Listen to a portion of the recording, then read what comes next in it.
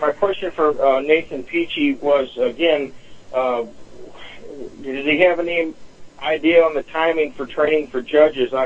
As the governor here in Missouri, I'm a little bit concerned. Our courts are pretty far behind the other branches, and we'd like to get some help on that. And I wonder if you had an update on that.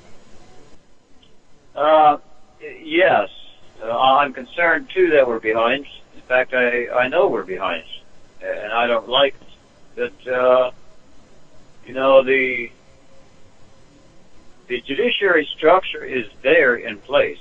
Okay, we don't have to reinvent the wheel.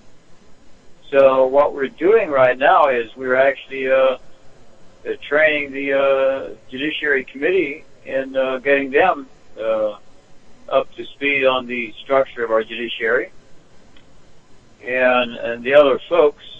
So we are, training is being done, and people are researching the judiciary. And there's going to be coming a time, very shortly, probably as soon as we're finished with the meetings that we've scheduled the next week and the following week, that we're going to be calling on the judges and having them participate in cases and in removing cases from the de facto into our district courts. What we don't want to have happen is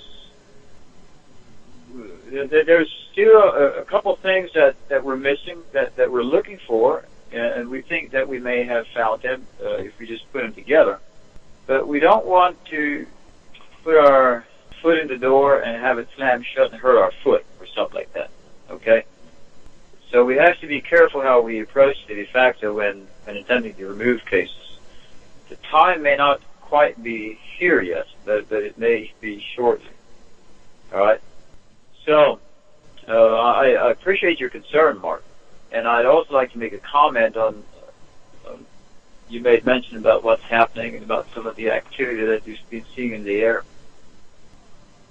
I was told yesterday, and some of you may be aware of it, that over in Japan, I think they closed down 51, if the number is right, of the nuclear power plants where they generate electricity, because they said that another earthquake could cause enough damage to wipe off the entire life from the planet. So they're shutting down the nuclear power plants. They shut an entire mess of them down at a certain area, and what that is doing is it's creating darkness, and so they're probably getting ready for a lot of mass unrest. So those are some of the things that are happening in the world today. So it's not going to affect us necessarily. It's going to create turmoil and chaos for some people. And also, if you are on welfare, think about being able to generate another means to survive, because that's going to get shut off. So those are some of the things that we're going to be faced with, is the possibility of mass events and then welfare layoffs. Pension funds are going to get dried up. So if you think through those things and how we can survive as a republic without those, and in the face of the chaos that's going to happen without those, I think those are some of the concerns we need to be careful, diligent in. And I'd just like to add on the back of that, Nathan, that God tells his people, he says, let not your hearts be troubled. He says, fear not. He says, fear not. And if your relationship with your Creator is strong and you're in a right place there and you're taking prudent steps to do as the President suggests and have provisions set aside for a period of transition, whatever happens, 10,000 will fall to the right, 10,000 will fall to the left. And if you are supposed to be here and part of participating in what is opening up for the future, then you will be. And no amount of panic is going to unsettle you. But that strong relationship with your Creator is really a fundamental key. So not that this is an altar call, but I just want to encourage you that's a reality. We are in that time where the seasons are changing, and it's so exciting to hear what the President's saying, because we've put in place, this republic is putting in place the structure, and God will breathe life into it as He ordains. And it's clear that we have been exercising our muscles to be able to pick up the pieces, and whether there is enough clarity amongst us, and whether there's enough on a national level, there's enough cohesion for people to get it. That's really in His hands. We just have to do our part and stay strong, stay true, and not be moved by fear. His follow-up question is, what's required to join the de jure government, and what happens to one's status as a, in quote, citizen in the de facto government? How does one function if you lose that status? Well, that's a difficult question. That brings up, I might try to answer that, Robert, with another subject I was going to get into a little bit. The question had been raised about the judiciary and training the judges. We are setting in motion a complete process that will take the involvement of all the judges, the state judges and justices of the peace, and national judges, all across the republic. In other words, rather than trying to train them through conference calls, there's going to be work that's going to have to be done. Okay? And part of that is going to be in the new citizenship paper that is being created by Congress and the Judiciary. So the judges will be very much involved very, very shortly in helping to build the republic and in scribing the citizenship documents.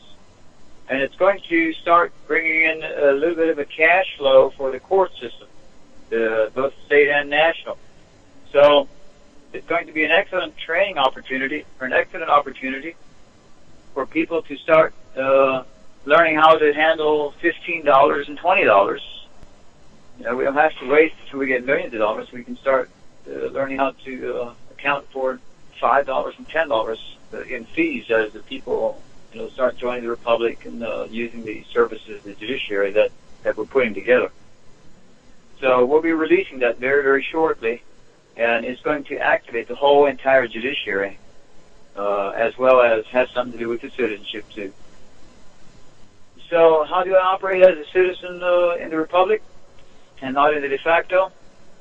It's going to be very interesting. We have one case where the de facto wants the person to resign their citizenship in the republic because they don't like the fact that he is acknowledging to be a citizen in the republic, which tells us that they recognize us. They recognize us as a body politic to be recognized with, and they don't like it. So we're going to have to deal with that. In fact, I'll be dealing with it tomorrow. I just got a call from the FBI this afternoon, and so I'm going to go up there and visit with them. They want to chat with me as well, and we're going to work out some of these issues, hopefully, and learn how to do that. So we don't have all the answers yet, but they're coming together. He has another question, and before he gives his closer, and it's, is there a way to call grand juries, and if so, for what purposes? Yes, absolutely. There's a way to call grand juries. In fact, we will be doing that as well with activating the judiciary. In fact, we're going to be calling on all of them the next 2-3 weeks.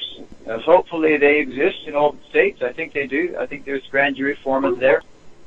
And what we want to do is, when we start dealing with these cases, part of the process that we're going to be using is to use the grand juries in the states when dealing with de facto issues. And the way they're going to be used is they're going to be used in notifying and contacting the plaintiffs. You know, up until this point, a lot of us have been attacking the courts and the judges. And you run into a lot of trouble when you do that. Lots of problems. It never works out. So we're starting on a process where we're going to be using the grand juries, and we're going to be starting to work directly with the plaintiffs that are creating the problems for you. So that means, let's say somebody has an IRS case or a criminal IRS case.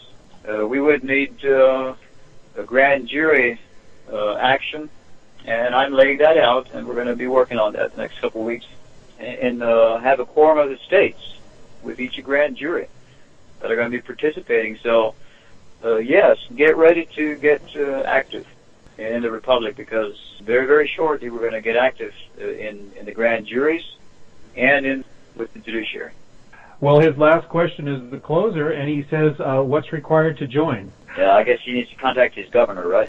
He needs to contact his governor or go on to the national website and look at who the contact person is for his state, and then ask them for the necessary paperwork to read over it and come on board. I had thought, Mr. President, that we were looking at whether it is good sense to have national senators and representatives and state senators and representatives, and whether that isn't a deviation from what the founders had intended.